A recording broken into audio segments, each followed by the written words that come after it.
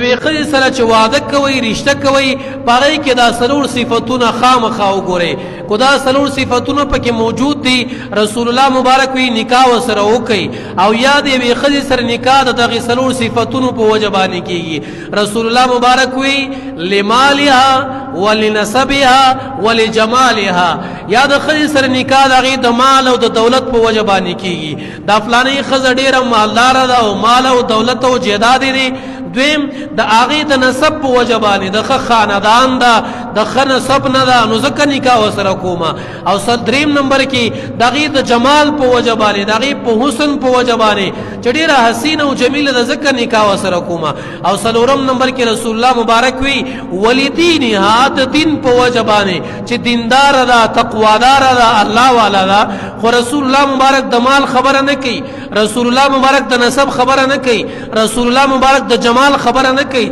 رسول الله مبارک وی په دغه تمام شیانو کې رسول الله مبارک وی په دې ټولو کې دین له ترجیح ورکوي چې دین خله تقوادار ده پرهیزګار ده دیندار ده الله والا د نکاح دی خیر سره وکا کو د مال او د دین مقابله راغله رسول الله مبارک وی دین له ترجیح ورکا کو د نسب او د دین مقابله راغله رسول الله مبارک وی دین له ترجیح ورکا کو د حسن او جمال مقابله راغله او د دین مقابله راغله رسول الله مبارک وی دین له ترجیح ورکا ولی دا دین د هر چا نه اعلی دی ولی دا دین د هر څه نه اوچت دی دین په هر څه باندې بالا تر دی نو کو خود سره نکاحونه کوي بهتره خدا ده چې د هغې سره مال می بهتره خدا ده چې جمال می بهتره خدا ده چې نسب می او د هغې دینداري م ښه وي کو کله د دین او د حسن مقابله راغله که نه نو به ترجیح دین له پکار د حسن جمال نه پکار نه ده